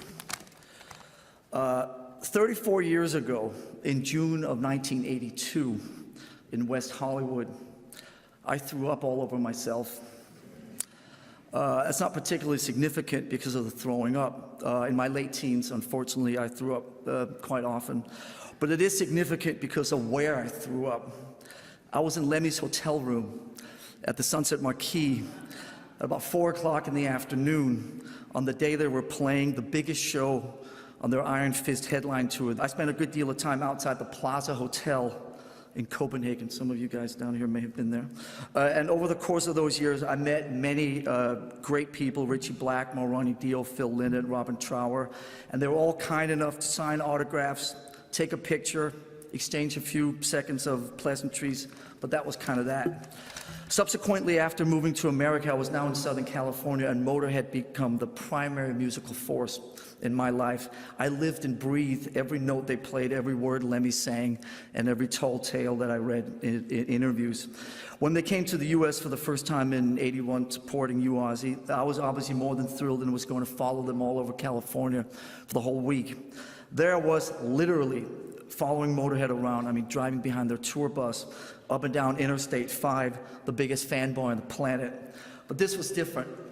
Unlike some of the rock stars I'd met in Copenhagen years earlier, Motorhead, and particularly Lemmy, embraced me with open arms. There was no preciousness, no mindless banter, no quick picture, and off you go. It was a completely different attitude and a completely different set of rules. At the first show, I was immediately invited into their inner sanctum, the dressing room, the back lounge of the tour bus, and over the course of the following week, I was in the hotels, the bars, the truck stops. There were no limits whatsoever. I was always welcome in and felt like these guys actually cared about me. Lemmy was so fucking hospitable, like the ultimate party host and caregiver who took me under his wing and made me feel like I belonged to something that was much greater than myself. A month later, I was roughing it through England towards my destination of the Heavy Metal Holocaust in Port Vale, a stadium gig that Motorhead were headlining. Now that summer in 1981, No Sleep Till Hammersmith had come out and ended the charts straight at #1, and they were the biggest band in Europe. I showed up at the sold-out gig with no ticket and not a pot to piss in, but within 15 minutes, I was backstage in the Motorhead compound where Lemmy once again had invited me in and welcomed me with open arms and remembered me from California a month earlier. The biggest gig of the summer in England, and Lemmy still had time, the little old me. Now fast forward another month to the Nomus rehearsal studios in London, where I'd gotten wind of the fact that the boys were working there, so I headed straight down there, and once again, much to my disbelief, within a few minutes, I was sitting in a small rehearsal room with Lemmy, Fast Eddie, and Filthy Animal, and listening to them write songs for their Iron Fist album. Right in front of me. There were 4 people in that room, and I was one of them. It was a total mindfuck.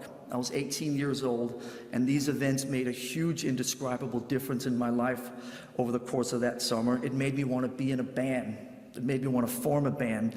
It made me want to be a musician, be part of a group, be part of a collective, be part of the craziness of the traveling rock and roll circus.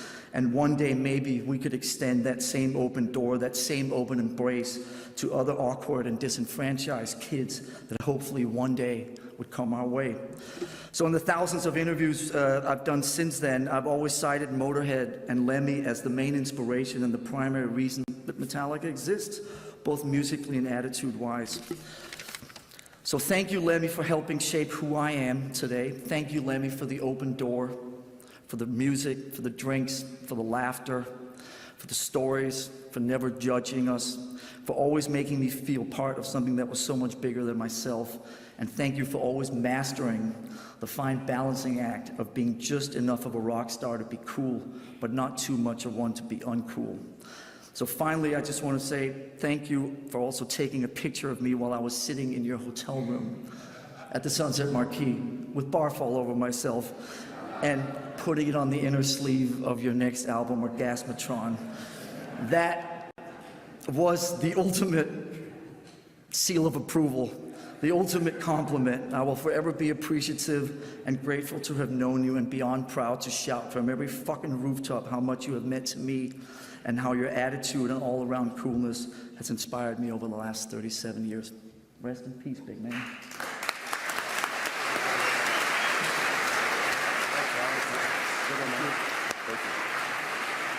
All right, Dave Grohl, we've got 4 minutes till they cut us off.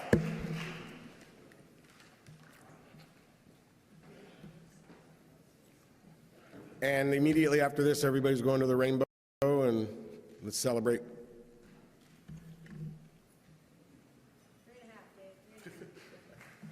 Hi, guys.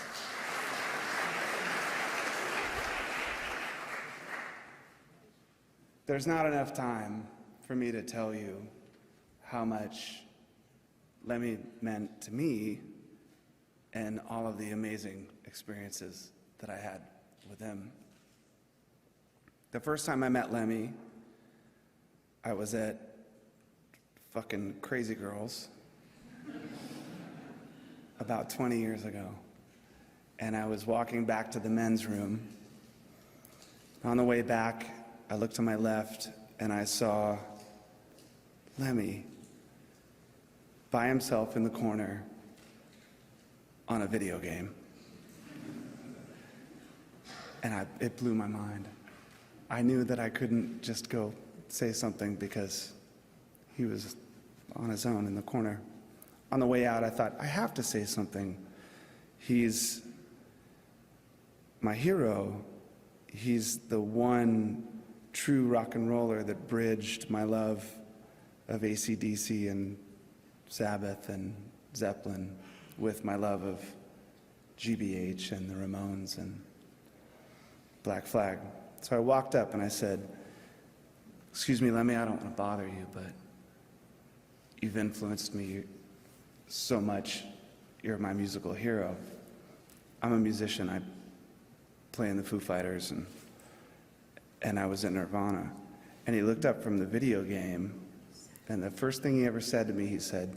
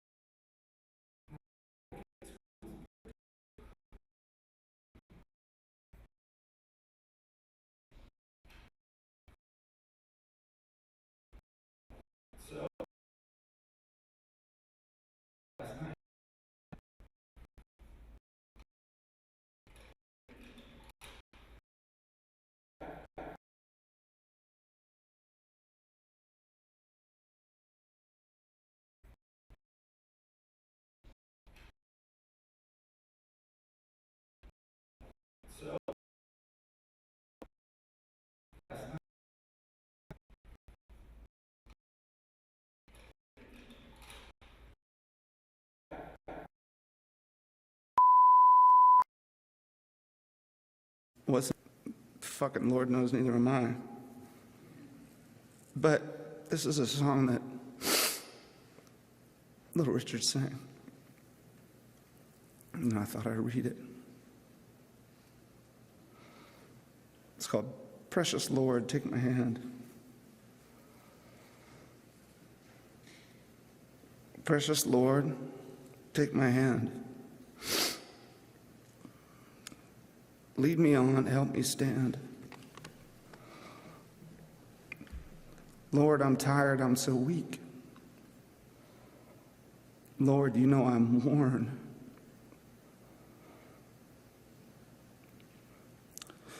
Through the storm, through the night, lead me on to the light.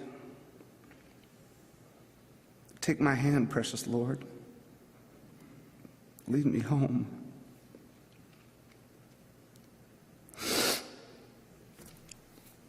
When my way it gets kind of dreary, precious Lord, somewhere near. When my light is almost gone, hear my cry, Lord, hear my call.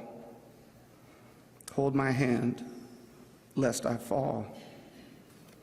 Take my hand, precious Lord. Lead me home. Cheers, Lemmy.